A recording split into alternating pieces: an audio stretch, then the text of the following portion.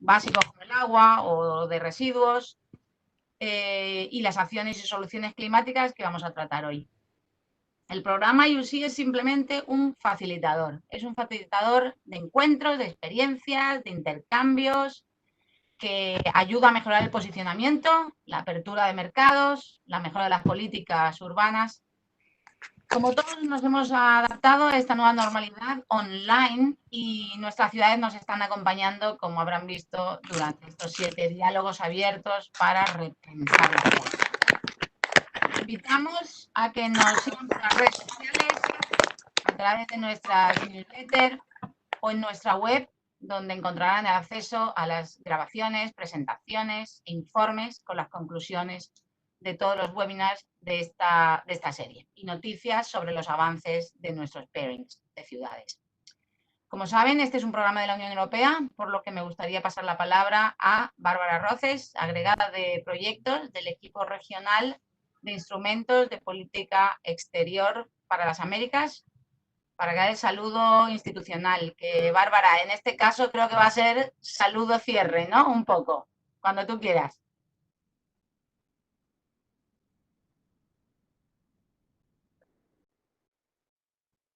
Bárbara.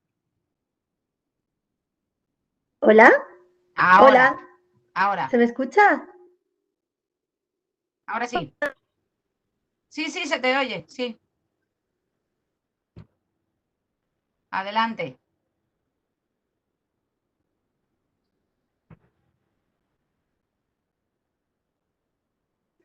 ¿Sí? Bueno, justo... Entrecortada, a ver, ¿ahora sí? Perfecto, porque justo acaba de micrófono.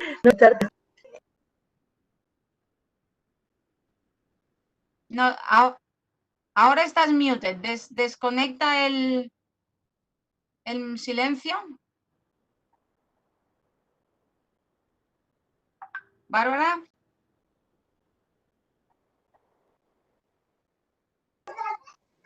Hola, Bárbara.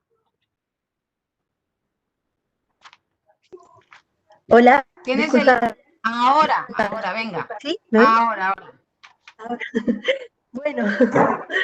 Bueno, cosas del directo. Buenos días a todos, buenas tardes a todos. Solo quería, en nombre de la Unión Europea, agradecer a todo el equipo por estos diálogos abiertos que hoy cerramos, 2 meses de diálogos abiertos, donde un poco el objetivo era seguir apoyando las ciudades en esta situación que llegó y que nos atravesó a todos y que queríamos seguir apostando por la cooperación, ¿no? En estos momentos complicados, y donde se viera también que también esta crisis es una oportunidad para pensar juntos y que estos diálogos abiertos nos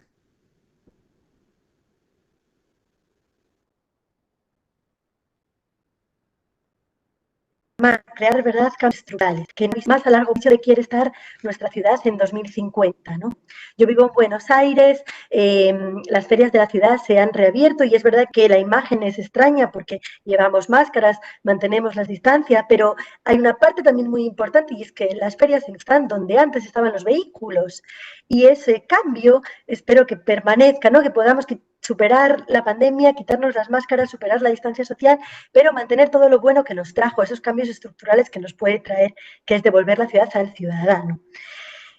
Por otro lado, abrimos entonces una nueva etapa donde queremos seguir apoyando a las ciudades y queremos seguir apostando por el networking en temas de interés de todos, ¿no? Gracias a repensarnos, a esta oportunidad que se nos da, podemos expandir el mapa, podemos reforzar las conexiones y no solamente centrarnos en una conexión con una ciudad hermana, ¿no? Sino abrirlo más.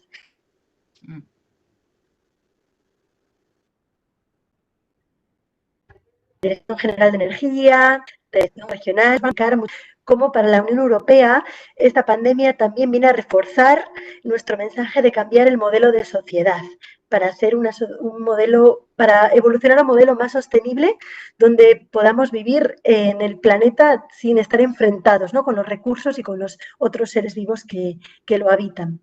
Así que también el Pacto Verde Europeo y de con espíritu colaborativo para tener una visión. Así deseo un gran día de intercambio y nada más, seguimos en la siguiente etapa. Un abrazo muy grande a todos. Muchas gracias, Bárbara. Continuamos entonces, vamos a presentar a quien nos acompaña hoy, a nuestros panelistas, y empezamos como siempre por el orden alfabético de las ciudades. Con Almada, en Portugal, con Catarina Freitas, jefa del Departamento de Innovación, Medio Ambiente, Clima y Sostenibilidad. Tanto la ciudad de Almada como Catarina son unos clásicos de IUC. En Latinoamérica empezaron cooperando con Belo Horizonte, Brasil, y ahora continúan con Viña del Mar, en Chile, que también nos acompaña hoy. Seguimos con la ciudad de Pereira, Colombia, con Yacid Rosos, secretario de Planeación. Pereira coopera con Oporto, en Portugal, quien también participó en la mesa de recuperación Smart. Además de ser una de mis ciudades preferidas en Colombia, porque me encantan los paisas. Seguimos con Viña del Mar, en Chile, con Ángela Escobar, que es la encargada de proyectos y desarrollo territorial de la Secretaría de Planificación. Viña del Mar, que como ya comenté, trabaja con Almada, es una ciudad con una larga trayectoria en la cooperación con Europa, porque participaron muy activamente, ¿verdad, Ángela?, en el programa Urbal. Qué buenos tiempos aquellos, ¿verdad? Qué bueno. Un programa fantástico. To close the cities roundtable, we have the city of Zagreb in Croatia with Matija Buger replacing Sanja. He's in the head of the Department of Regional and International Projects. Zagreb is cooperating with Córdoba in Argentina. They are one of the pairings who entered in the last call, so you have not been able to do the technical visits, but it's been quite active through online meetings, and that needs a strong motivation and commitment. So thank you very much, Matija, for your work in the program. We wanted to close today looking for the future, and nothing better than the European Commission, like Barbara said. We have today Eero Alio, advisor on energy transition and local governance for the DG Energy, and Ronald Hall, senior advisor for DG Regio. This is a luxury for me, really. These speakers have had a key role in the conceptualization and launch of the International Urban Cooperation Program. Eero in the region-to-region cooperation, and Ronald in the city-to-city cooperation. So they will focus today on the one side with the case study to talk about this, I would say, one of the star strategies of the new European Commission, which is the Green Deal. And Eero will help us to understand it, bringing it down to the city level, to have some insights from the city level. And with Ronald, we will learn today a lot about the future program, which are the priorities, links with the Green Deal, of course, and something very important for all of us, which is a first look in the future of IUC, which is going to be called IURC, starting next January. So thank you very much to all of you. For being here. Muchísimas gracias a todos los panelistas. Y desde Brasilia, pues Fabio y Tiago de nuestros helpdesk, que creo que van a necesitar un buen descanso después de estos 7 seminarios, porque trasladar todos los eventos a plataformas online ha sido un reto para todos. Tenemos miles de webinars y tenemos sobredosis de webinars todos nosotros. Creo que este ha aportado algo un poco diferente por el tema precisamente de la cooperación de ciudades y entre Europa y América Latina. Y en la moderación hoy tenemos a Braulio Díaz, que es el experto en redes de conocimiento y políticas públicas a nivel local, que nos acompaña en esta semana para repensar la resiliencia climática. Así que, Braulio, cuando tú quieras. Muchas gracias, Sandra. Buenos días a todas y a todos los que se encuentran en el continente americano. Buenas tardes a los que están desde el lado europeo. y bueno, también desde las fronteras donde se halle, ¿no? Como dice Sandra, soy Braulio Díaz, yo me conecto hoy desde la ciudad de Madrid, soy mexicano, pero bueno, llevo aquí ya un tiempito. La dinámica del día de hoy es que comenzaremos nuestra sesión con una pregunta detonadora que lo que nos va a permitir es un poco ir abriendo el debate. Es una pregunta que, como decimos, abre boca para que las ciudades participantes nos vayan contando qué acciones y soluciones por el clima se están promoviendo desde sus territorios, pero también para tener una panorámica de lo que se hace desde los gobiernos locales y regionales. Continuamos. Con, pues como ya lo mencionó Sandra, con una intervención de los colegas que nos acompañan de la Comisión Europea, que pues presentando estos pactos globales y digamos a nivel regional, pero que sin duda tienen un impacto mundial y sobre todo con una implicación mayor de los territorios en lo que tiene que ver con la agenda climática. Y a partir de ahí, una mesa redonda con nuestros panelistas, quienes responderán algunas de las preguntas que bueno, pues han venido, ¿no?, suscitando interés y bueno, pues también para conocer más en profundidad las acciones que llevan adelante. Finalizaremos con algunas preguntas de la audiencia y para ello lo que está habilitado de su lado derecho, bueno, aquí me refiero a la audiencia que nos acompaña el día de hoy. De su lado derecho van a encontrar una casilla que por el momento lo que me aparece a mí es chat, pero ya no sé si es chat o Q&A, que es donde ustedes pueden hacer sus aportes, sus preguntas, sus comentarios. Son dos distintas. Está el chat y las questions y las preguntas y respuestas. Entonces, todo el mundo debe utilizar solamente preguntas y respuestas para que no se nos pierda. El chat como si no estuviera, mejor. Solo questions and answers. Listo. Bueno, entonces asegúrense que sus comentarios, que sus preguntas se lancen por este apartado. Y bueno, pues creo que estas son, digamos, las indicaciones metodológicas. Ya me adentro a la temática de nuestra sesión de hoy. Como ustedes ven, acciones y soluciones por el clima. Y es que comenzamos diciendo que el cambio climático y la degradación del medio ambiente son, como todos sabemos, una amenaza existencial para cualquier territorio del mundo. Para superar los retos que, bueno, pues esta degradación supone y que se acentúan en el contexto que estamos viviendo al día de hoy, se han llevado adelante diversos acuerdos políticos a nivel regional y global. Tales, pues por mencionar algunos, el Pacto Verde Europeo, el New European Green Deal, que es el que vamos a tener el día de hoy, o otro pacto mundial también interesante que se coloca como una agenda climática de los gobiernos locales del mundo, que es el Green New Deal, promovido por las redes de ciudades, por C40, CGLU, etc. Estos acuerdos lo que buscan es construir una hoja de ruta de desarrollo sostenible que vaya en línea con la Agenda 2030 y con los 17 Objetivos de Desarrollo Sostenible, que justo el día de hoy se presentan los avances en estos procesos de localización de la Agenda 2030 ante el Foro Político de Alto Nivel en Naciones Unidas. Y esta hoja de ruta busca impulsar cambios estructurales hacia una economía verde, moderna y eficiente con el uso de los recursos. En los territorios, lo que se ha adelantado para tener este compromiso con la agenda climática son pues distintos planes estratégicos. Por ejemplo, planes de transición energética, planes de reducción de emisiones bastante ambiciosos, como los hemos visto con el Green New Deal, de erradicación de la pobreza y desigualdades, de restauración de la biodiversidad, entre otras acciones inclusivas por el clima. Y ahí la mano de las redes de ciudades ha sido bastante importante. El contexto del COVID-19, como sabemos, agrava la relación conflictual que mantenemos con la naturaleza.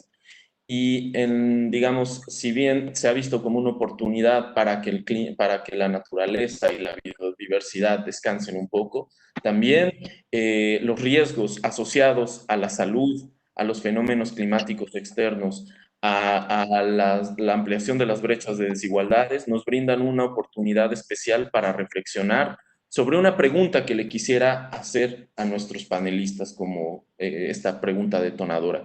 ¿Qué cambios y oportunidades consideran que pueden impulsar los gobiernos locales en este contexto para llevar adelante una agenda climática a nivel local.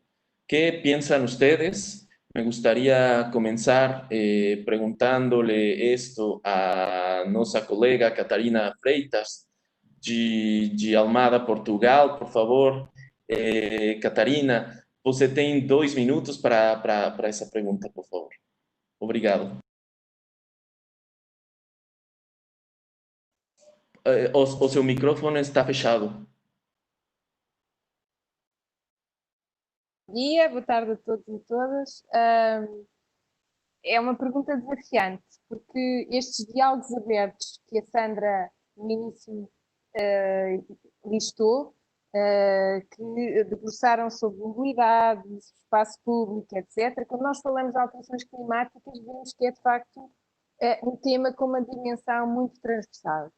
E é evidente que essa pergunta tem que ser ponderada e respondida neste contexto da pandemia que estamos a viver. E, portanto, a reflexão que eu acho que nós agora podemos apostar a este debate é o que é que ela nos trouxe e o que é que ela nos permitiu mudar já nestes curtos meses, né, desde o início. Nós, enfim, fomos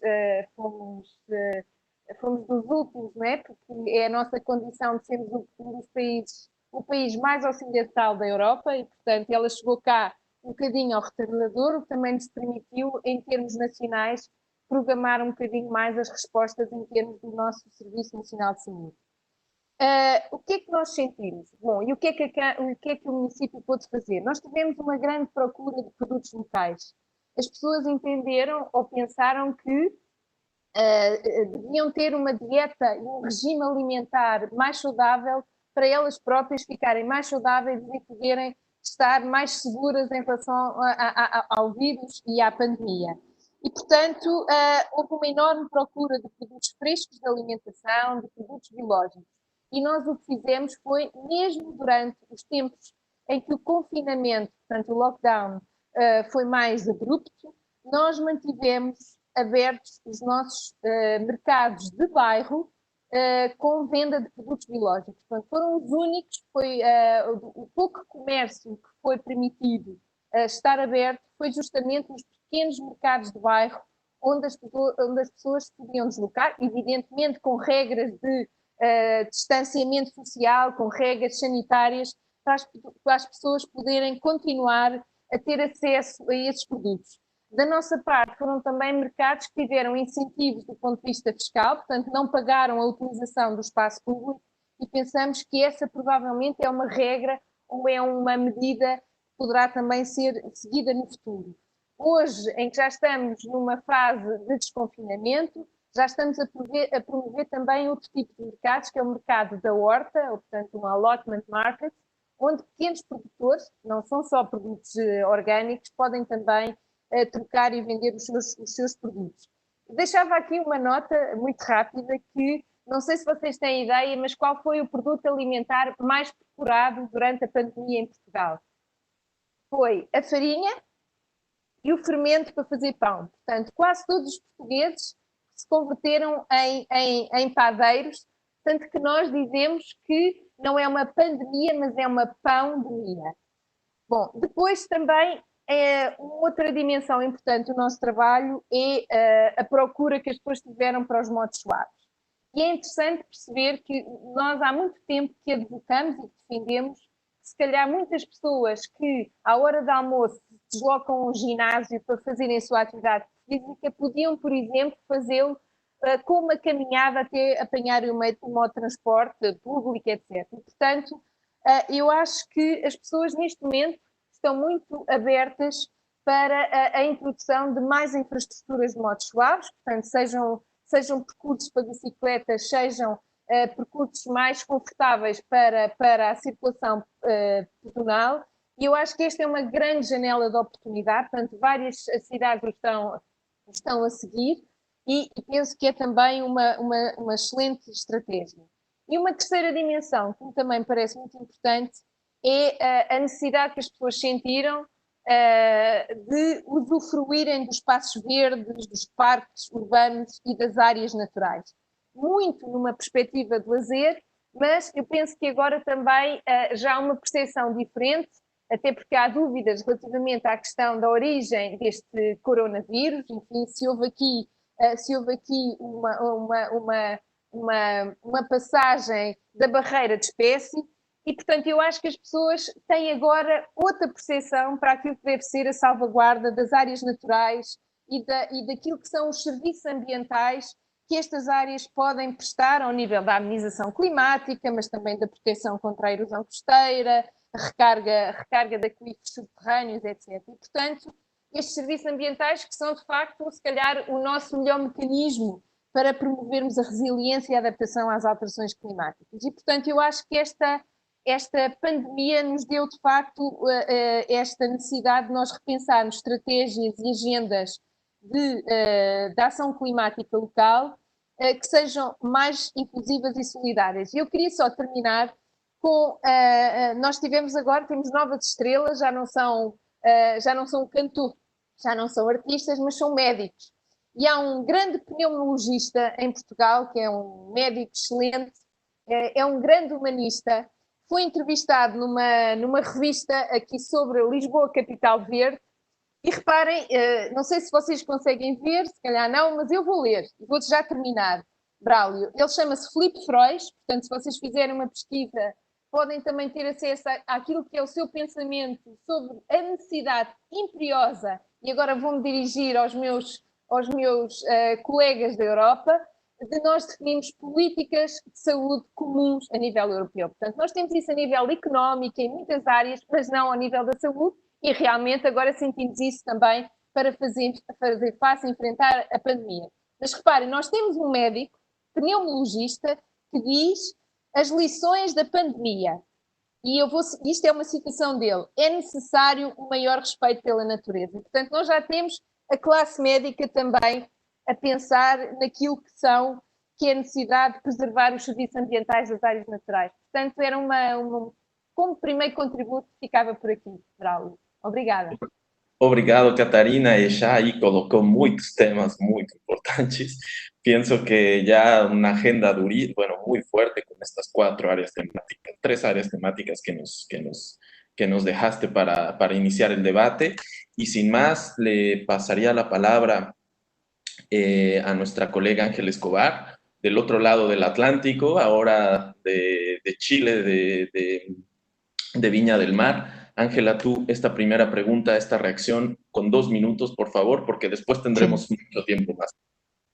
Sí, mira, si nosotros entendemos que el contexto del COVID nos puso a todos por igual frente a un tema simultáneamente, el tema del cambio climático entonces también adquiere una relevancia de análisis en ese contexto. Y ahí en esa línea, para poder actuar frente a estos temas, es necesario movilizar a las ciudades, y el rol de nosotros, los gobiernos locales, en esa línea es fundamental.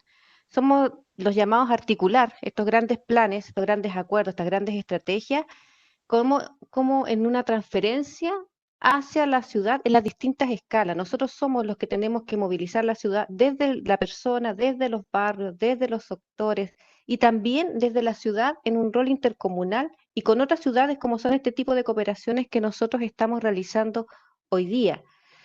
Además, también somos los gobiernos locales los que tenemos el mayor conocimiento de nuestros territorios. Y evidentemente los temas climáticos y ambientales obedecen a las realidades territoriales. Somos, por el trabajo que hacemos día a día, quienes mejor lo conocemos. Y en ese contexto, de alguna manera, la ciudad de Viña del Mar presenta una condición territorial muy diferente. Nosotros somos la comuna que tiene la mayor población de la región y del área metropolitana, pero también somos la comuna que tiene la mayor cantidad de asentamientos precarios de todo el país, que son conocidos como tomas. Y en esa línea nosotros entonces vemos que para poder enfrentar este tipo de temas, la ciudad no es igual para todos, porque evidentemente presenta una gran diferencia en cómo está conformada, y ese es un tema que tenemos que trabajar como ciudad nosotros. Además, nosotros también somos los llamados a desarrollar un trabajo cooperativo, integrador con la comunidad. Y poder hacer una bajada de repente de manera más empática de todos estos grandes planes que aparecen de repente muy distantes al ciudadano, para que ellos entiendan también su rol activo y de corresponsabilidad frente a estos temas. porque si no, no existe ese trabajo capa a capa que es el que tiene que desarrollarse para poder hacer una activación de agenda climática. Y ahí yo siento que el COVID nos dejó también una oportunidad porque forzó de alguna manera una aceleración de un acceso digital a una comunicación más fluida por el confinamiento con diferentes líneas como esta misma que estamos usando nosotros hoy. Y eso nos da una oportunidad a nosotros para poder trabajar estos temas con la comunidad de otra manera. Así que bueno, eso es un poco, yo creo, lo que puedo aportar. Súper, muy bien. Digamos que de entrada ustedes dos comenzaron con una agenda muy sustantiva. And with these two remarks, Matija, what can you add to this first question in Zagreb's territory? Hello, can you hear me? Hello, everybody. Yeah, I will give a short introduction from Zagreb perspective. It's actually never before a strong question how to actually plan the future and the challenges that are in front of us, how to deal with it to have more resilient and sustainable cities. So we in Zagreb, actually, I'm from the Department of Planning. So we are working on a planning department and actually facing the challenge how to adopt a regulation on European strategies, how to actually adopt and extract a Green Deal plan into planning document and to have more resilient cities. Beside the COVID, I have to mention that in Zagreb we had also earthquake, which actually fostered some and triggered some questions, and to rethink how to develop future cities, and of course to see this as an opportunity to integrate sustainable solutions, natural-based solutions in the future development. So that is a great challenge in front of us to actually change a paradigm in planning to have more resilient cities. Thank you. That's short from Zagreb. Thank you very much, Matija. As you mentioned, it's a great challenge how to adopt and localize the regional agenda in the institutional local frameworks. So ahí nos pasamos a Pereira, en Colombia. Yesid, con tu cargo de secretario de Planeación, ¿qué nos puedes decir de reacción a esta primera pregunta? Braulio, muchas gracias. Un saludo muy especial para todos los panelistas, como representante del gobierno de la ciudad en Pereira y de Colombia en este caso. Quiero contar que nosotros asumimos esta pregunta con una gran importancia, especialmente por lo que representa para nuestro país y un esquema de derechos en el cual consideramos que estas acciones deben estar de alguna manera orientadas a un enfoque diferenciado, teniendo en cuenta que las relaciones, si bien es cierto, son las mismas, los efectos en el cambio climático nos atañen a todo el planeta en condiciones iguales. Digamos, las condiciones de adaptabilidad sobre políticas y estrategias a nivel internacional tienen que revisar de manera mucho más puntual cuáles son las condiciones actuales de los territorios locales. Y en este escenario quisiera mencionar lo que le sucede a Pereira, por ejemplo.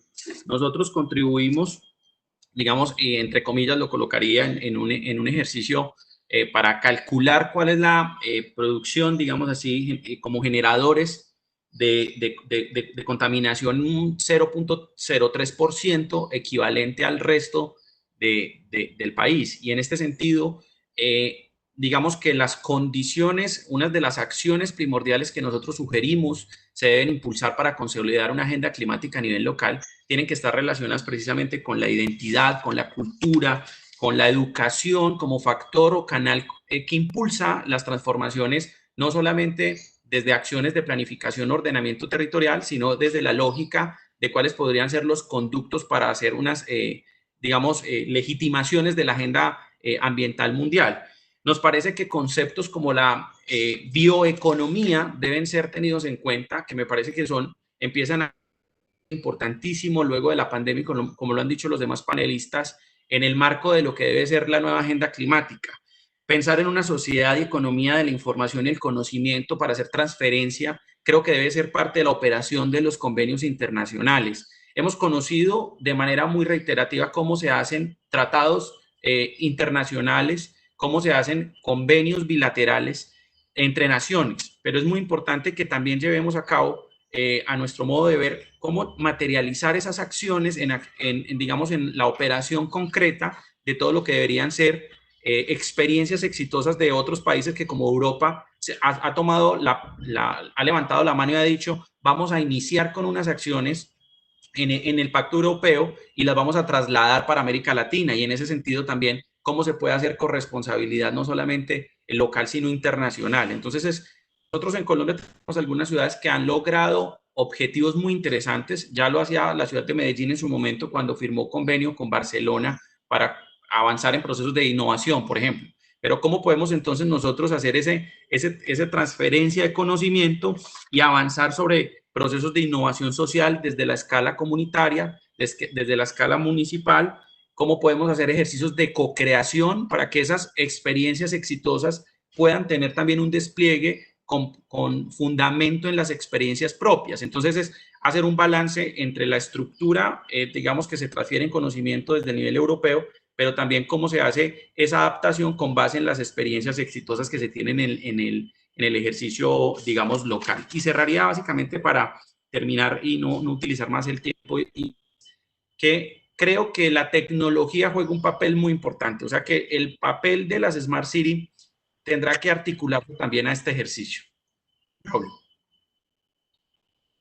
Bueno, pues creo que estas reacciones fueron muy provocadoras. Definitivamente centrarlas en 2 minutos es muy complicado por la riqueza de la temática.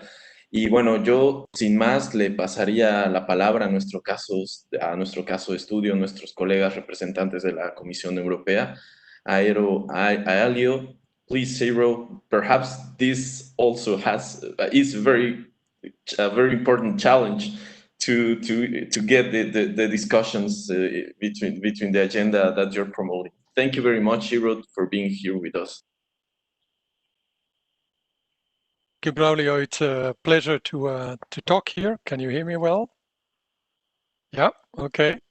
So it would be an even bigger challenge if I did this in Spanish with my school Spanish from 28 years ago. So I think I will save you that and go through this in English. European Green Deal is my topic. So this is the big, if we take the first slide, please. The next one. Excellent. So here we have this wonderful green pie chart. Looks like a car tire, but it's something much more greener. And this is what we call a growth strategy of the European Commission now for the next 5 years, which have just started. So what the logic here is that we want to drive the clean energy transition fast forward and really seriously, and for that we need 3 actors basically to do this job. So one is of course the government, and then you need investors, and of course you need the citizens, the consumers, more than ever. And these 3 groups of people or actors are also in the center of this strategy on the European Green Deal.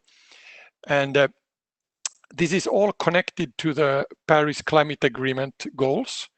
And logic here is that with this strategy, we try to get Europe make it the first climate neutral continent in the world, and by 2050.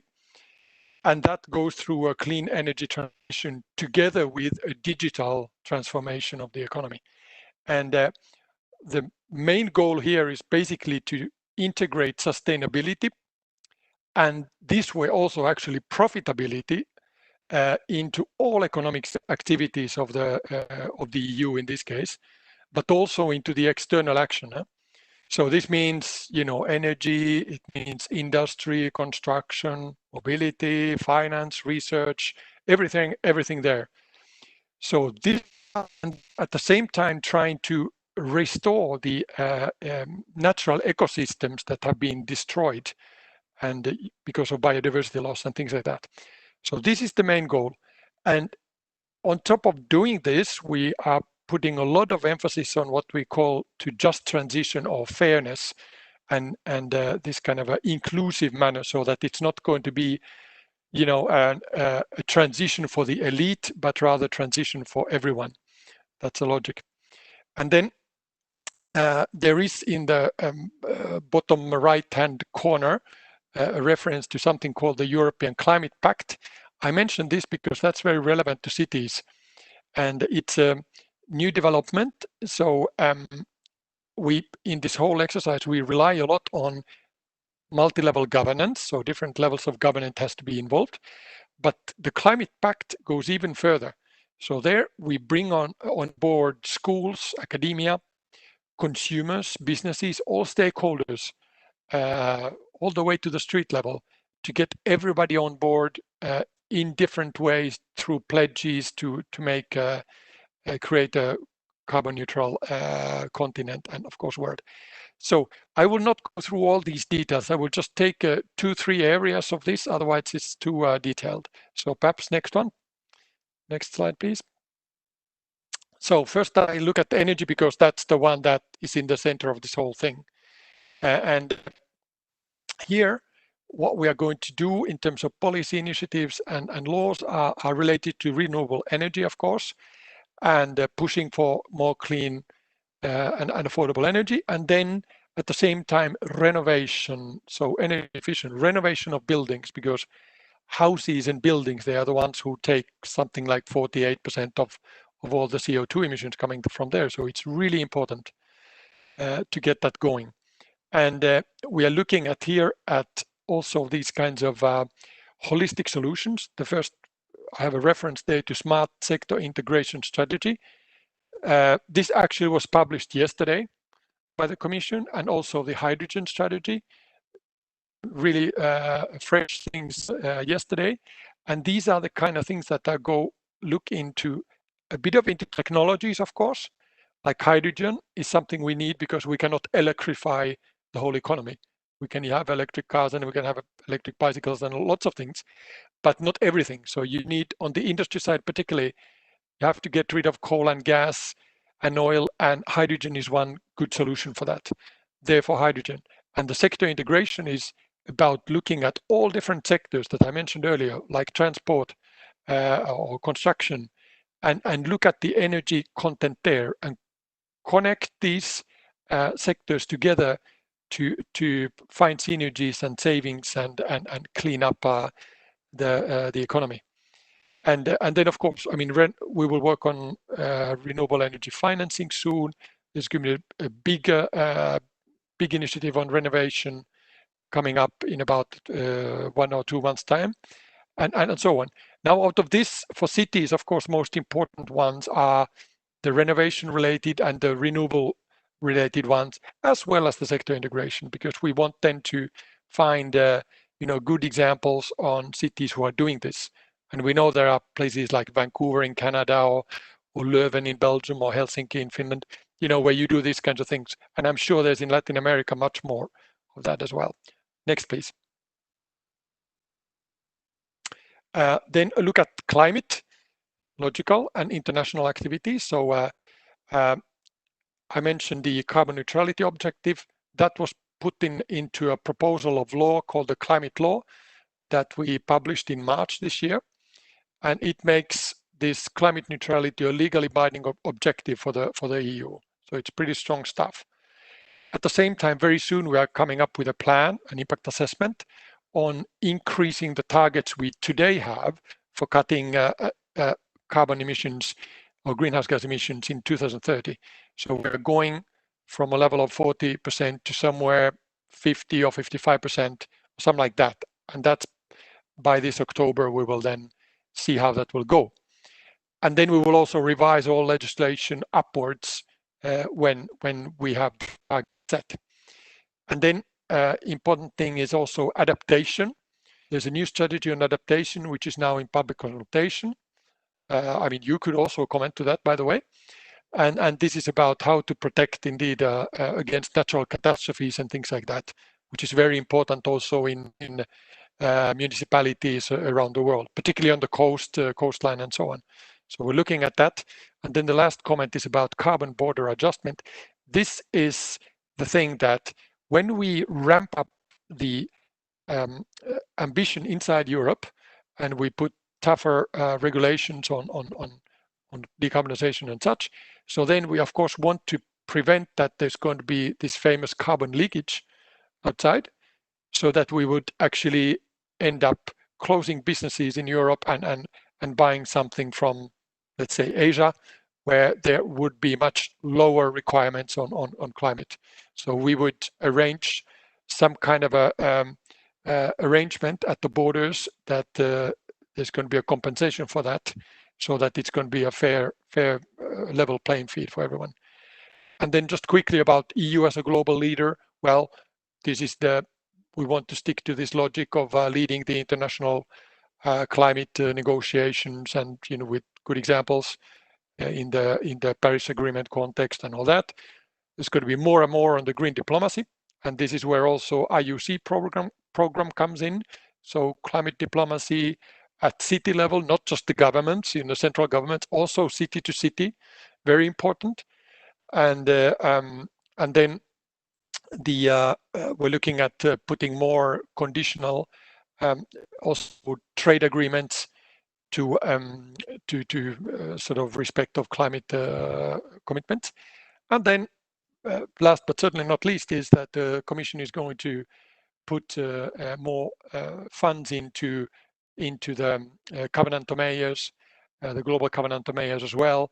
So this way we are coming back to the IUC program. So indeed you will see us increasing and continuing with that activity. Very important to us. Next, please.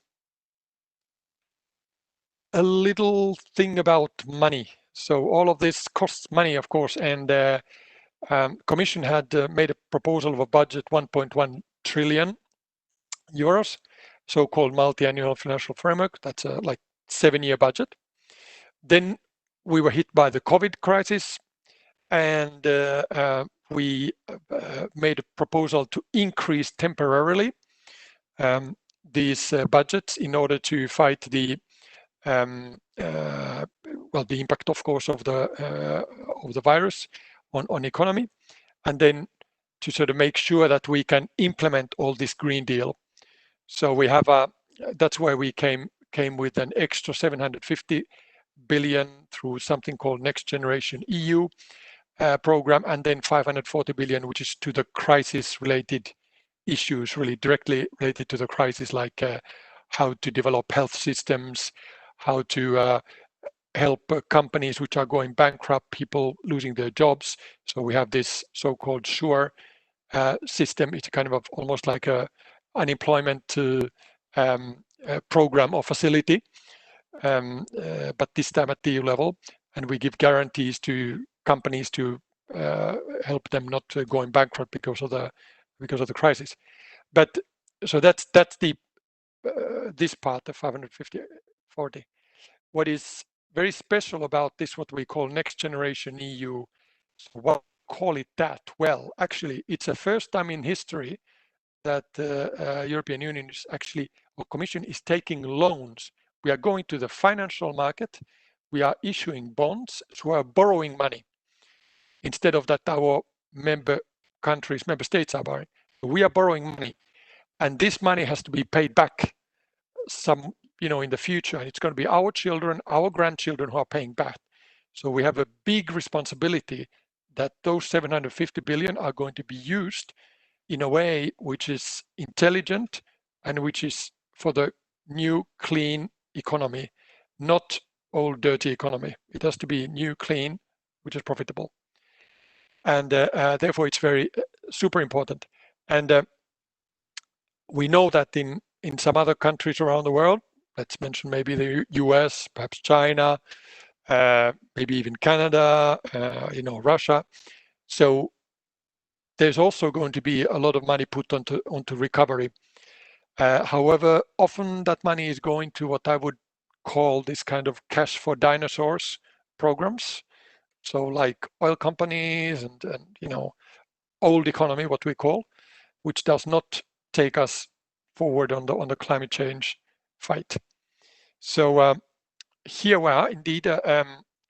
This whole thing adds up to somewhere close, little over 2 trillion euros, and obviously what we try to do here is mobilize first something like 1 trillion for investment in under the Green Deal. Then we want to support public administrations and project promoters to find these kinds of sustainable projects, and then also create an enabling environment where you have investors and public sector to take together, again, making it easier for investments to come up. So there we go. That was a difficult one. Let's go to next slide, please. Oh yes, one super important point to say. Of all that money, every 4th euro, so 25%, has to be earmarked for climate impact, positive climate impact. That's like a rule on all the EU money. And it goes also to the European Investment Bank, who decided to do the same. So it's a real, you know, commitment to this. Now here, top down, bottom up. What does it mean? Well, when we've been doing very recently a whole new set of energy legislation on energy efficiency, renewables, etc., etc. So then that is not enough. It's good, but not enough. So if we want things to go fast forward, we need to do bottom up strategy as well. And that's where Covenant of Mayors comes up as the first and biggest initiative, where we indeed cities to implement these different technologies, renovation, and all these things, and we help them out. And we have now there's indeed 10,000 cities in this program, so it's quite important. We have also other ones, smart cities. We're helping coal regions to transfer to more sustainable energies. We're helping people in energy poverty and things like that. All these bottom-up activities are super important, and actually so important that we put even in one piece of European law a requirement for the EU member states to involve regions and cities into their planning work. Next, please. So we are just, you know, this is the situation of the Covenant today. I would just note indeed the point on that Covenant is now referred to by EU member states as an instrument in delivering their national action plans, which are the key piece of paper by which we actually EU implements its commitment to the Paris Climate Agreement. So that's super, super important. Next, please. And this is now then the international aspect of the covenant. So it started in Europe, but here you see all the different regional covenants. Many of them are covered by the IUC program, like the Americas, indeed North and South America, Latin America, and then as well as Asia. And then you have the other parts, how it sort of organically developed, first, you know, financed and promoted by EU. And then back in 2017, we joined forces with Mike Bloomberg, and then this global covenant of mayors was created. And on the left side, we are just mentioning these kinds of reporting platforms, which are used in the context of the global covenants. Next slide. And that takes me to the last point. Now, I've been explaining here that we have all these great things. We have the Green Deal. We have a very, you know, big financial firepower in our hands, lots of money. We have world's most ambitious energy and climate policy, and we have all fresh legislation where, you know, consumers get all kinds of rights where they can participate themselves in energy transition, you know, and actually get paid for it, make money with it through things like dynamic prices, but I have not spoken so much about that. Still, you have all these great things, and we have technologies and companies who know to do things. So it should be simple that we just then, you know, let's just do this. Let's just do the job in large scale, and we are done. But actually, the reality is that then we bump into our own behavior. So we have this big challenge that we have to close the gap between us thinking, that yes, we have to save the planet, we have to, work for climate change. I think that all of us in this call, we certainly think this way. But then in real life, in everyday situations, our behavior is probably sometimes contradictory to this. We think we should do something, but still we are, using the airplane too much, or we are driving too much. We are buying things which are actually very bad for the climate. We are doing certain everyday things which are in total contradiction to that. It's about behavior. And why do we do it? Because we have all these kinds of barriers in front of us for all this data and information. We hear about climate change. We have all kinds of psychological barriers which make us not to move. And you hear politicians are talking about that all the time when they say, we don't have to do anything because China is not doing enough. That's typically one of those barriers. So anyway, we have to work on that. And some of the pictures here are giving some ideas on how to do that. It's a lot about communication, of course. And just to give an example, we should stop talking about polar bears and icebergs and CO2 emissions, all these kinds of nerdy technological stuff, or stuff which is very far from our everyday life. Instead, we should talk to our people and friends about concrete things what we can do at home, at work, at school, and talk about health, talk about, clean air, things like that. And these things are something that nobody else knows better than people in the cities. The mayor is very well placed to know something about that, what makes people change, what is important, and those are that is one of the big reasons that we have hope that these kinds of problems can be handled at city level and even below local communities. So if we get that thing going, so then we are making some good progress. So I stop here. Thank you very much. Thank you, Ro, for this bright intervention. And I will give the floor to our colleague also from the European Commission, Ronnie Hall, who is giving us some key insights after your presentation. And just to mention to the participants that we are doing this polling we're posting a question that you could answer. Es para tener una dinámica también sobre las impresiones que ustedes tienen de estas agendas climáticas a nivel local. Entonces los invitamos a participar. Estará abierta hasta que terminen las participaciones de nuestros ponentes. Y ahora sí, Ronnie, te dejamos con dos retos. Uno, reaccionar a estas grandes intervenciones, y dos, intentar hacerlo en 5 minutos para poder pasar a la mesa de debate. Gracias, Ronnie.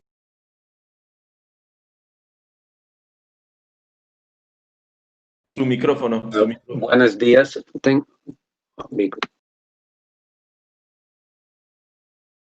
Ronnie, you're muted now. Okay, now. Okay. No, you're muted now.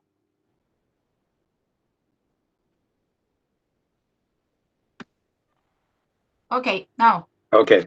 Yeah. Hola, buenos días, o puede ser buenas tardes, mis amigos y amigas de América Latina.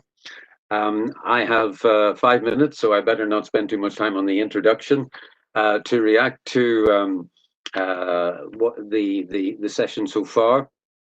But in particular, I wanted to give a vision from the part of the European Commission to which I am attached as senior advisor, which is the Directorate General for Regional and Urban Policy, which will have a major role in the sustainable urban development agenda in our new planning period, which begins in 2021, in 6 months' time approximately. And this working on the theme of sustainable urban development has both internal aspects, internal dimension with regard to the development of the cities and of course the regions inside the European Union, but it will also have, of course, its international cooperation aspect. Essentially, we are moving forward with the major priority that was given to sustainable urban development in our current planning period, 2014 to 2020. We are reinforcing it with what is called a new urban initiative with 3 priority fields. Firstly, building capacities in the cities. Secondly, promoting innovative solutions. And thirdly, developing knowledge, policy development, and communication. If I could just say a few words about the third, the knowledge, policy development, and communication, I think that will be, while on the one hand internally based inside the European Union, it should have a major impact on the nature and quality of our cooperation with our partners outside the European Union by capitalizing on the results of experience, for example, by developing online instruments and tools for the communication of information, and helping to develop bridges with other policy-related areas. And we will also be using that as a basis for the international dimension of the EU's urban agenda and the new urban agenda of the United Nations, to which we have all, of course, signed up since 2016. We can expect a deep reflection inside the EU on the EU's urban agenda post-COVID. As Eero has just been saying, this will not be a business as usual approach, and we need to think and rethink a lot of the ways that we do things inside the European Union, and how we adopt a more environmentally and climate friendly development model. The result is that, well, Eero has given you the complete overview, I think, on the Green Deal, but the Regional and Urban Policy Directorate will be taking on new responsibilities for the delivery of parts of the Green Deal. And on the one hand, there is a top-up for regional and urban policy for the period between now and 2022 under what's called the REACT EU initiative, which will be used to help areas of the EU according to their level of youth unemployment, which is, of course, is emerging as the major socioeconomic challenge of the crisis itself. And we will also, of course, help the member states according to their ability to help themselves. So in other words, there will be a distribution towards the less developed parts of the European Union.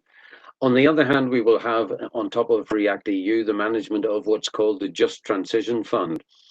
And as you know, this idea of promoting recovery and renaissance in not just the European Union, but many countries, is also based on the very strong sense that people want to have new models of socioeconomic development based on some sense of social justice. So that's why we've called it the Just Transition Fund. And among other things, it will have a major priority, which is to promote and accelerate the transition towards climate neutrality in the socioeconomic model inside the European Union. So those very quickly are the main elements of the internal dimension as we move forward, with important feedbacks, as I've said, for our international dimension. But with regard to the international cooperation side per se, I hope that most of you will have realized that with the ending of international urban cooperation, IUC Mark I, we are now preparing very actively for Mark II, which will be called the International Urban and Regional Cooperation Programme.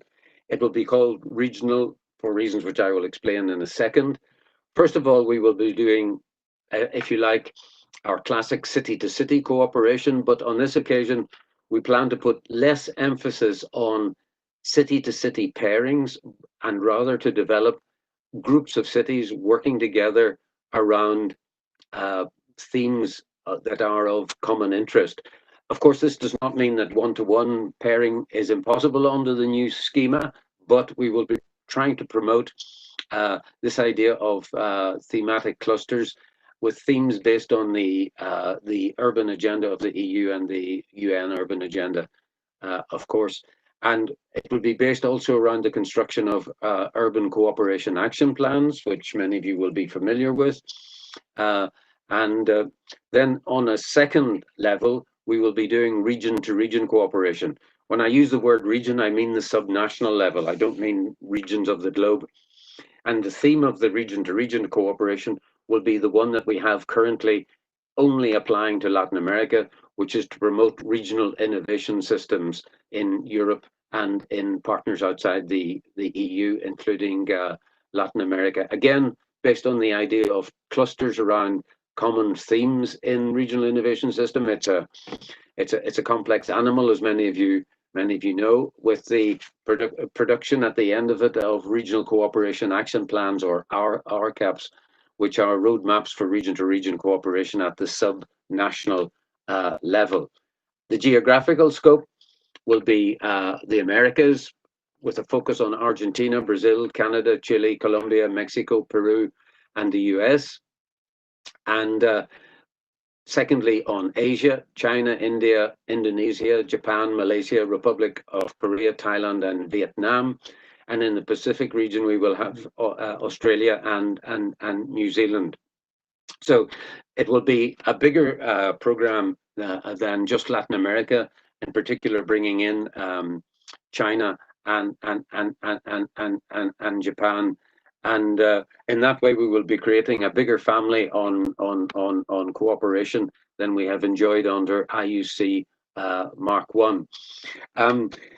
As people have been saying so far, it's very important that this is not a continuation of the past, and we hope to bring many of the insights that are being developed worldwide post-COVID to bear on our new international cooperation, our new international urban and regional cooperation program. The risks are considerable, and I just want to finish off by drawing your attention to a book which has been receiving a lot of interest in the Anglophone world. I don't know if it's actually been translated at this stage, but it's by a lady called Laura Spinney. The book is called Pale Rider, and it was published in 2018. And the subject is the Spanish flu epidemic of 1918 and what lessons were learned. And in a recent interview that I heard, Laura Spinney said that she saw, looking back in her analysis, 3 phases. First phase, panic. Second phase, everybody starts to forget as the disease slowly disappears from the global population. And she said, unfortunately, the third phase was almost entirely a return to the old ways. There were certain elements of progress in some countries with regard to social justice and the idea of welfare state and social redistribution, but for the most part, it was back to the old ways. And I think those conclusions should be a warning to all of us. Thank you very much for your attention. Thank you very much, Ronnie. And well, perhaps we can now start our roundtable y ahí tratar de, bueno, creo que una de las líneas que podían contestar un poco también a la intervención de Yesida en los momentos es sobre este concepto de justicia social, ¿no? Para los proyectos, digamos, en este marco de nueva programación. Entonces, ya tenemos poco tiempo, así que les pediré que en sus respuestas a nuestros intervinientes sean todavía más concretos, unos 3-4 minutos, disculpen, pero bueno, los tiempos nos comen siempre. So, I would like to start to post, well,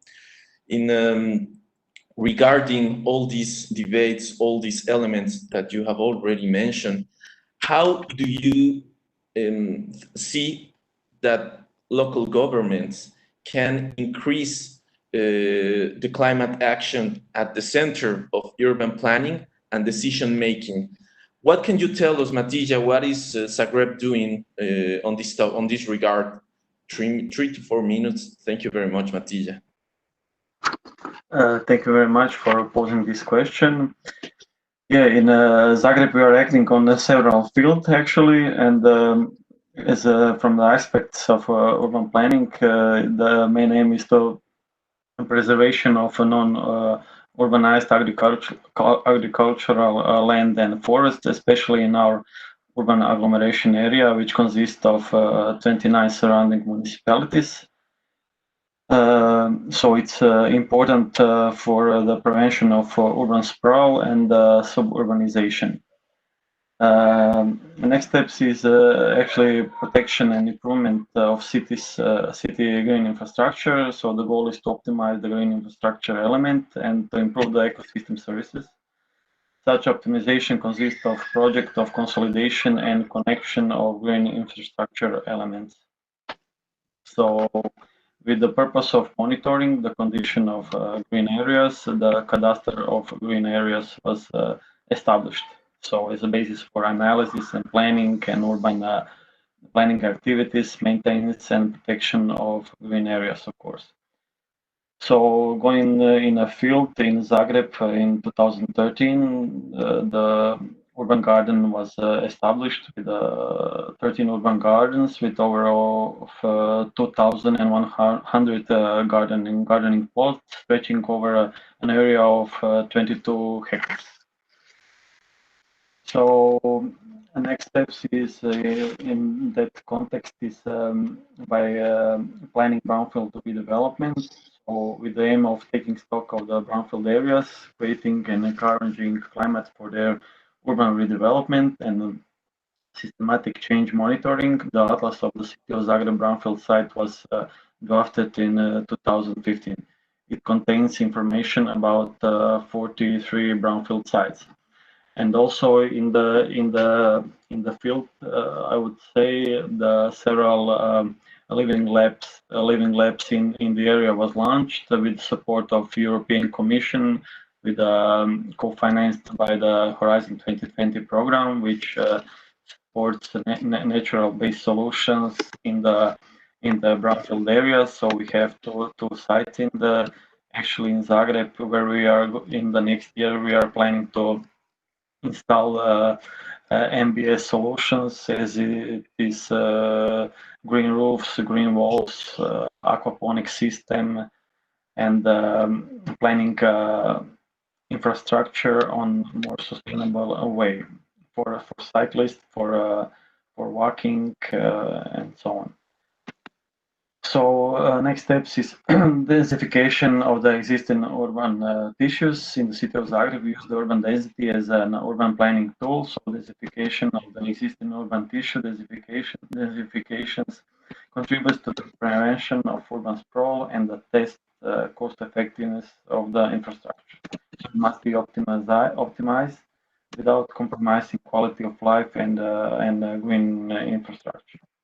And of course, by special urban planning measures. So in areas planned for new development and construction, specific urban plans requirement aim to ensure adaptation to climate change. So in short, that is our view in acting in adaptation, let's say, for climate strategies in the, let's say, Zagreb area. Y si les parece, nos vamos con esta pregunta, también con una mirada cruzada a lo que se hace en América Latina y en concreto, pues, en tus funciones, Yesid, en Pereira. ¿Cómo incluyes esta temática al centro de la planeación territorial? Gracias por la pregunta. Bueno, nosotros hacemos un proceso continuo que inicia en el 2013 por parte de administraciones de gobierno anteriores. En este caso, se inicia con una estrategia municipal de adaptación y variabilidad del cambio climático. Es importante recordar que Pereira es una ciudad que está ubicada en el centro de centros del país, intermedia, con menos de 500.000 habitantes, pero que inicia esta estrategia como pionera a nivel nacional. Esto permite hacer una identificación o inventario de todos los proyectos que se debían manejar, lo que termina siendo un marco de programas que luego se articulan desde el modelo de ocupación territorial a través de otros instrumentos que se aplican en Colombia. Por ejemplo, los planes de ordenamiento territorial, que tienen una vigencia actualmente de 12 años, se nutren de esta estrategia, en este caso para Pereira el plan de ordenamiento formulado en el 2016, nutre todo su programa de ejecución a partir de estas estrategias. Y estas estrategias buscan el fortalecimiento de condiciones de un mejor hábitat, ambiente y territorio. Pero en ese orden de ideas, en una segunda fase, permite acciones mucho más específicas. Por ejemplo, las amenazas de todo el territorio. Estamos en una zona en medio de cordilleras o al lado de cordilleras en las cuales pues se tienen diferentes tipos de amenazas. Amenazas en cuanto a remoción en masa, inundaciones, escenarios de precipitación, y este ejercicio nos ha permitido entonces que a través de los otros instrumentos podamos llevar a cabo acciones desde el modelo de ocupación territorial. Pero en ese orden de ideas también creemos que los procesos de adaptación se tienen que combinar con otros tipos de instrumentos. Por ejemplo, los planes maestro de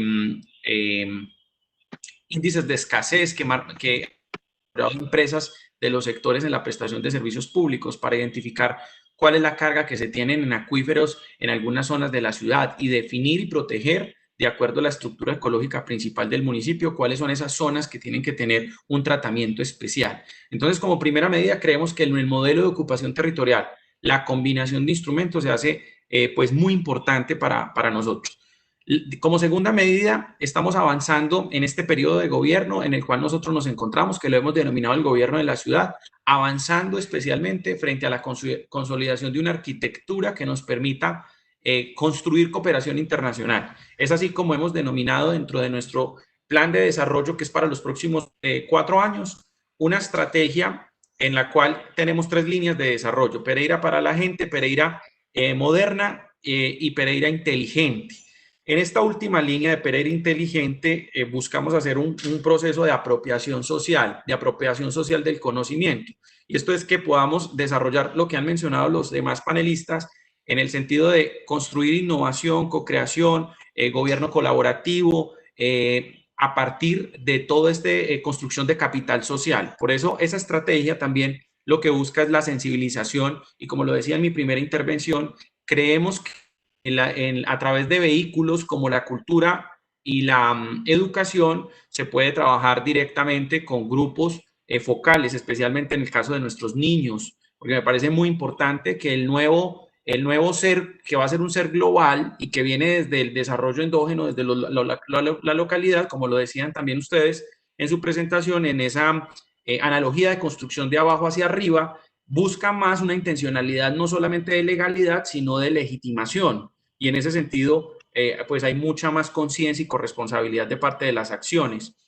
Y decía que en ese proceso de agencia de cooperación internacional buscamos precisamente articularnos en una de las líneas o categorías especiales dentro de los focos a los cuales le vamos a prestar mayor atención, y es el tema del desarrollo urbano ambiental o desarrollo sostenible. Y en ese sentido, digamos que como desde el punto de vista de la gobernanza municipal, nuestra interacción en este tipo de escenarios, que en algún momento fueron de alguna manera generados hace unos años, y aprovecho para darle también el reconocimiento a todo el equipo de planeación que viene de tiempo atrás, que ha consolidado esta posibilidad.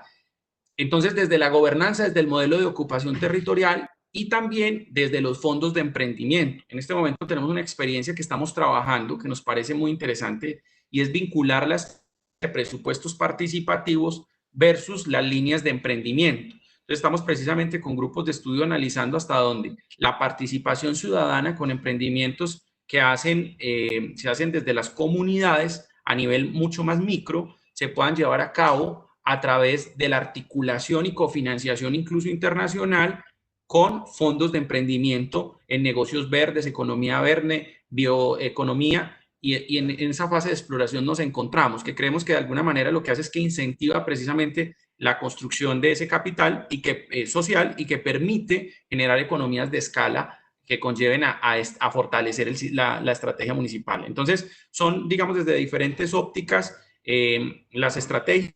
Las empresas han contribuido con otro tipo de estudios sectoriales, y nos parece muy importante que haga una articulación en la ciudad como pionero y como ejemplo también a nivel nacional. Sí, creo que el ejemplo es bastante interesante y ha sido muy clara la forma de explicarlo y esta relación también local-global, así que esto me lleva muy bien con el concepto que colocabas de ahí de construcción de una ciudadanía global desde los niños, desde esta nueva generación, para ver cómo en ese sentido, cómo también los gobiernos locales nos estamos pensando como actores globales, ¿no?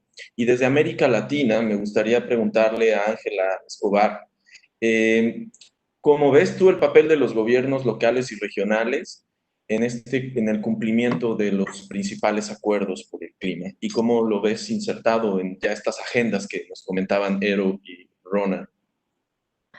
Bueno, yo lo veo tremendamente relevante. Piensa tú que el gobierno local, en su papel de articulador, tiene la relación al nivel, por ejemplo, metropolitano, regional, y tiene también la relación al nivel local hasta el ciudadano.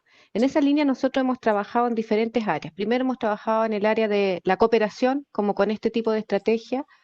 Hemos trabajado en el área de la planificación, donde tanto el plan de desarrollo comunal como el plan regulador comunal que está en este momento en proceso incorporan estos temas.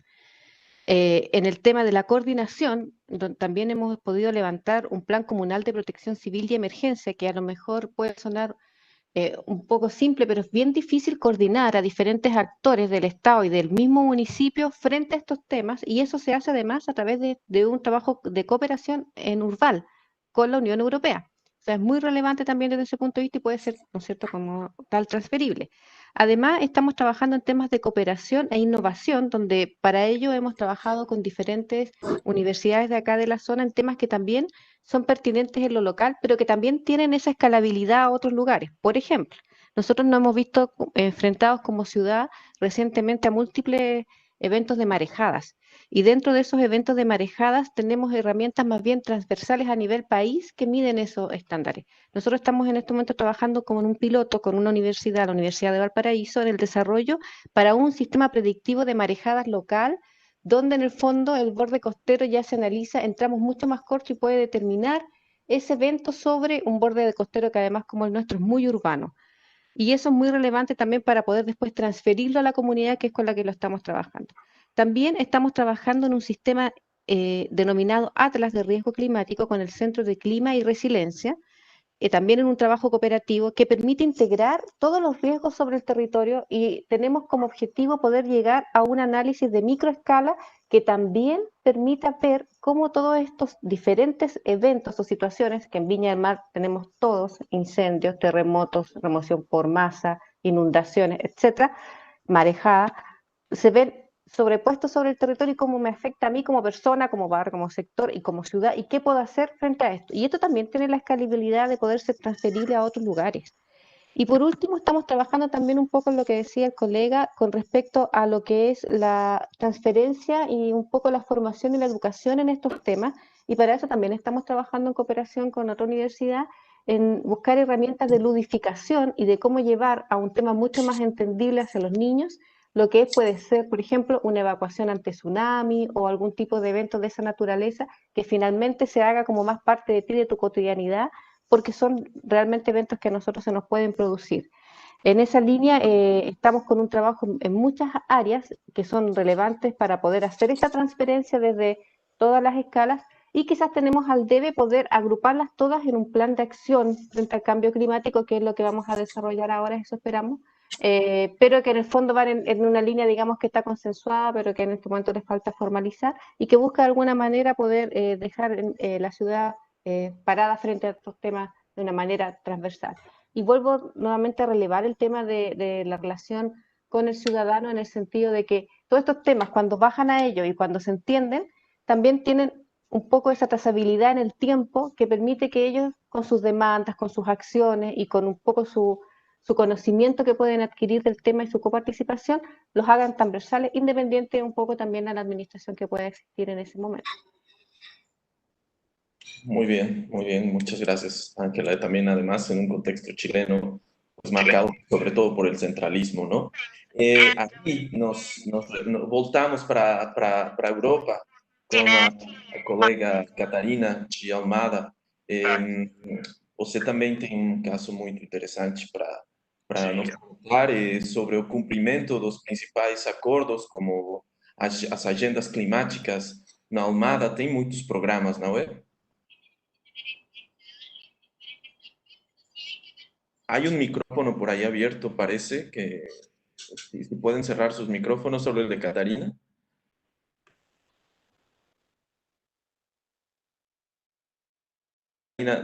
Seu microfone está fechado. E também se pode colocar o microfone mais perto de você. Mas, aí, perfeito. Ouvir? Ok? Bom, eu acho que todos concordamos, os exemplos que os meus colegas das outras cidades deram, é incontornável que o problema global das alterações climáticas, por ter impactos a nível local, né? Portanto, os impactos das alterações climáticas fazem-se sentir nas cidades, a nível local, pelo que as agendas climáticas têm que ser desenhadas e têm que ser concretizadas neste nível. Eu acho que os exemplos anteriores ressalvam duas coisas. Em primeiro, é a flexibilidade e a capacidade de ação das cidades num contexto ou numa nova normalidade, que é a pandemia, não é? Portanto, eu acho que esta condição de proximidade às pessoas nos permite ser mais ágeis, mais flexíveis e dar respostas mais eficazes para resolver o problema das pessoas. E dessa forma estamos também a conseguir cumprir com aquilo que são metas internacionais. Da nossa parte, e o contexto de Portugal é um bocadinho distinto dos outros países europeus, porque nós não temos regiões. Portanto, nós temos dois níveis de governo, o governo local e o governo nacional. E isto cria aqui é um resquício também dos anos de ditadura que nós tivemos, que fazem com que o nosso país seja um país um bocadinho centralizado. E, portanto, as cidades, para conseguirem dar resposta aos problemas que têm no seu dia-a-dia, têm que fazer um grande esforço de verticalização. E, portanto, as próprias cidades tentam ultrapassar e saltar o nível nacional e interagir diretamente com as instâncias europeias, com as instâncias internacionais. E isto é fundamental, não é? E é um bocadinho a política que nós temos seguido. E, portanto, eu acho que, se calhar, mais do que dar exemplos daquilo que têm sido medidas ou dimensões concretas do nosso plano de mitigação ou do nosso plano de adaptação, eu acho que o mais importante é realçar aquilo que tem sido uma estratégia de cooperação e de ligação com estes outros níveis de decisão a nível internacional. E, portanto, as cidades são atores globais, não é? E, portanto, eu acho que são as cidades que vão poder providenciar ou disponibilizar numa situação pós-pandemia soluções que não sejam business as usual. Eu acho que isso é absolutamente incontornável. E os exemplos que nós tivemos em Portugal, porque reparem, mesmo tendo aprendido com os piores cenários de Espanha e de Itália ao nível da pandemia, como vos disse, nós fomos apanhados um bocadinho mais tarde, ainda assim nós tivemos aqui momentos críticos que foram resolvidos pelas cidades.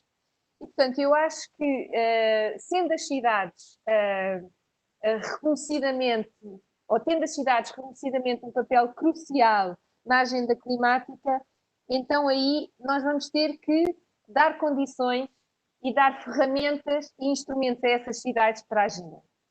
E eu gostava de dar aqui dois exemplos que, a meu ver, são importantes. E se calhar, não sei se serão bons exemplos, mas que são bons exemplos para refletir. Um deles é as agências locais de energia e clima. Portanto, muitas cidades em Portugal e a nível europeu tiveram financiamento europeu para criar estas estruturas. São estruturas que agregam no seu grupo de associados entidades que têm um papel relevante na oferta e na procura de energia, mas também na ação climática. E, portanto, era muito importante que essas entidades que já foram estruturadas, financiadas, tivessem também um quadro de atuação mais amplo nos novos instrumentos. Reparem que são entidades sem fins lucrativos, em que o município é um dos associados, não é? Normalmente é o promotor. E, portanto, são estas, se nós queremos políticas, de cooperação que sejam integradoras, nós precisamos, de facto, de ter este tipo de entidade. Uma outra reflexão que eu gostava de fazer, não tanto focada na cidade, é um problema que nós sentimos, por exemplo, com o quadro de financiamento anterior. E isto não é um bom exemplo. Reparem que nós há bocadinho falámos que foi, creio que o Harold que disse que os edifícios e a mobilidade são as principais fontes de emissão de carbono a nível europeu e também a nível mundial. Reparem, por isso nós vamos ter que ter aqui várias etapas, mas todos reconhecemos que a eletrificação das frotas municipais, por exemplo, da nossa frota de carros e de viaturas, é muito importante. O que é que nós temos neste momento em Portugal? Nós temos fundos da União Europeia, cujas regras de financiamento são desenhadas a nível nacional. E chegamos a este cenário absurdo, não é cenário, é uma realidade, em que, por exemplo, as taxas de financiamento para a aquisição de veículos 100% elétricos para o Estado define as regras, mas que a parte interessada são de 100%. Mas para os municípios são 35%. E, portanto, eu acho que os municípios, eu não sei se isto acontece também noutros países da União Europeia, noutros países da América Latina, mas eu penso que é inequívoco que as cidades estão na frente de combate às alterações climáticas, são pioneiras e devem ser líderes na ação climática, mas é preciso que haja também esta reflexão sobre como é que nós vamos verticalizar as cidades no sentido de se relacionarem melhor com a União Europeia, para que possam, de facto, aceder a instrumentos e a ferramentas que, no fundo, tornem essa ação mais reprodutível. E, portanto, eu acho que isto é um bocadinho polémico, o que acabei de dizer, mas espero que também possa ser objeto de reflexão e também de algumas perguntas daqueles que estão a assistir ao nosso encontro. Muito obrigado, Catarina.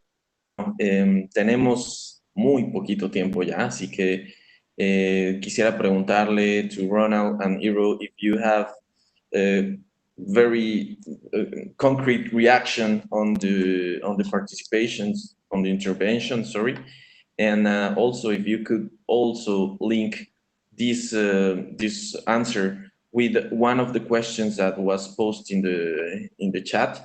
That is, if you think that the Green Deal's topic will play a key role in the IURC new program, sorry. So perhaps the floor in 2-3 minutes each one. Iro, you go first. I go first, perhaps. So we get going. So for me, it's a little bit tough to follow some of the discussions because of my language skills. So I won't be commenting too much on what the previous panelists have said for that reason. But you raised this question. Indeed, I reacted actually a bit very briefly on to the question on the IURC. But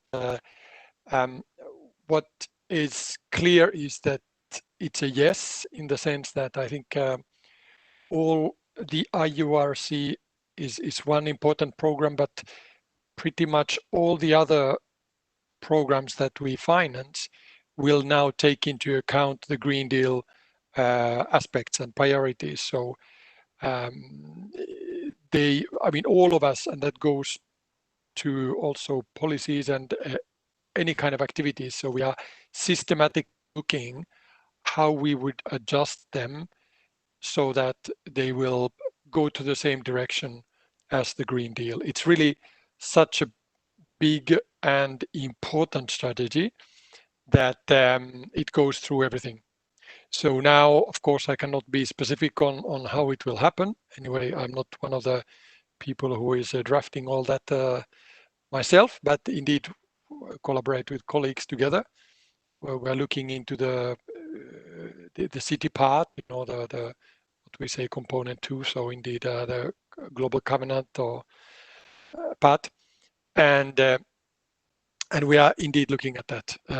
It's always, you know, how to bring in the push for the energy transition, and to do that in not just in energy sector itself, but like I said, also in transport, in housing. It goes even to agriculture. It goes to all sectoral policies. We're looking also at how with industry, how with businesses, how could we engage? Because we know that sometimes it can be very efficient if you have a city work together with companies in their territory, discussing things like even commuting of staff. You can make some really good solutions, and I have heard about that from mayors and city hall people. So we're really looking at that, how we can challenge the private sector, so that together with the public sector, you can get more happening. So that would be my take on that. Maybe Ronald has ideas as well, certainly.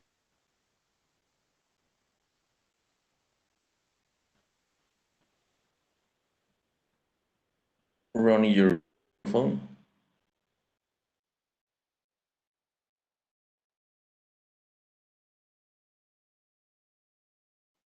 Can you hear me? With an echo. Really? Okay. Perfect.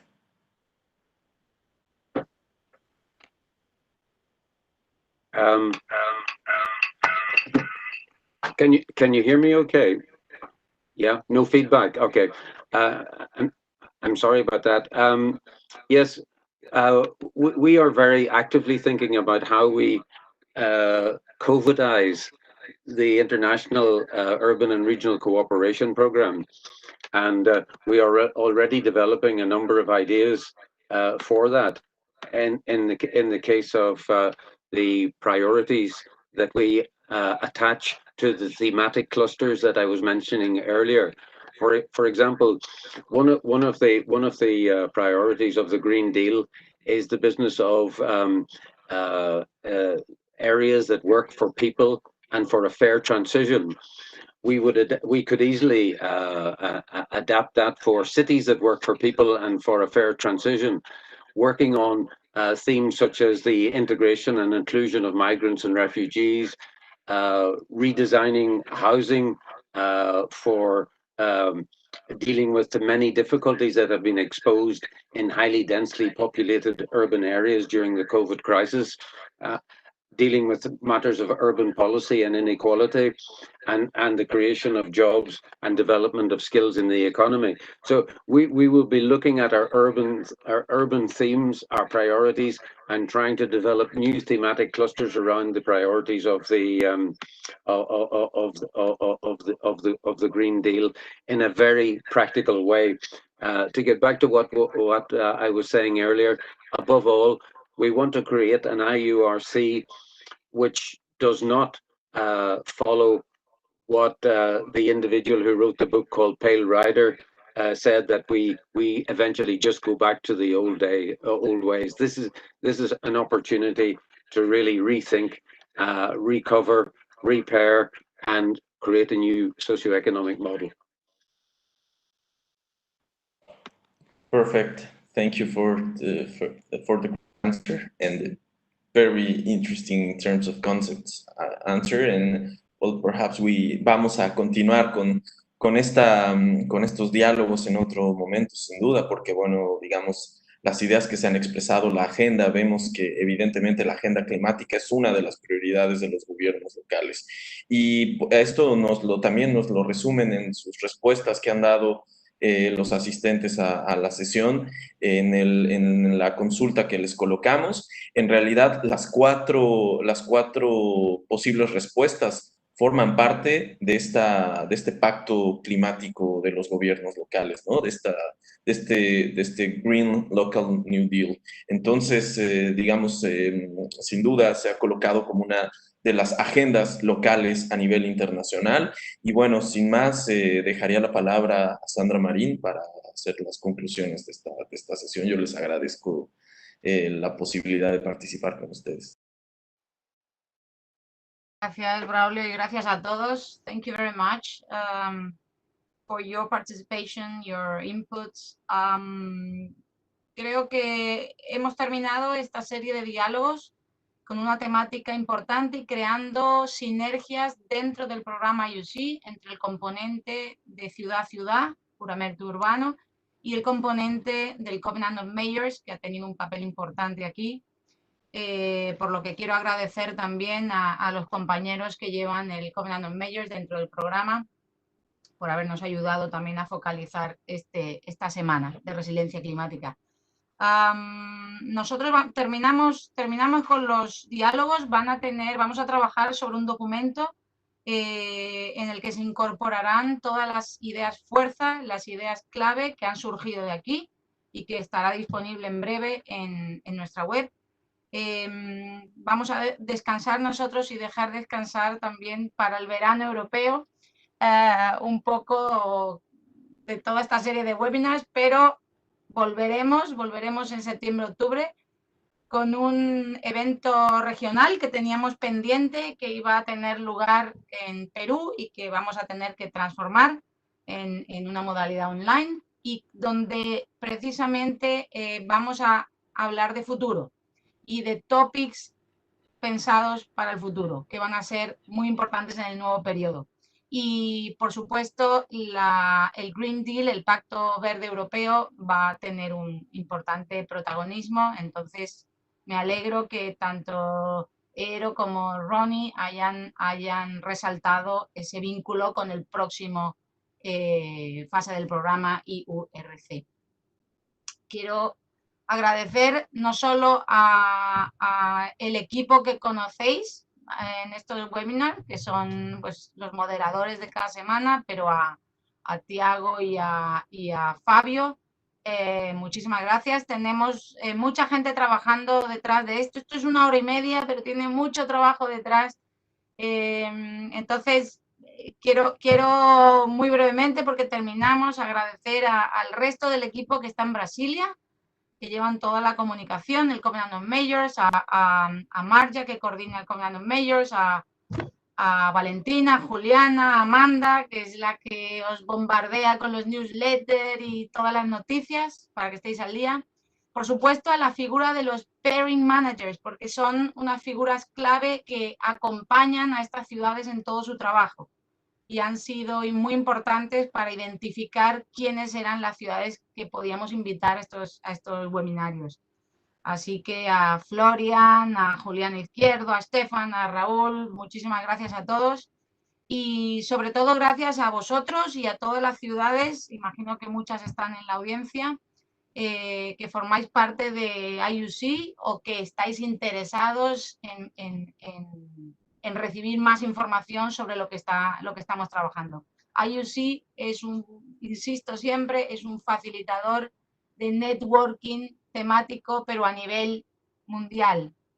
Vuestras oportunidades de networking no tienen que quedarse solamente con Latinoamérica y con Europa, pero tenemos mucho más y hacia eso nos vamos a enfocar en el próximo periodo. Muchísimas gracias.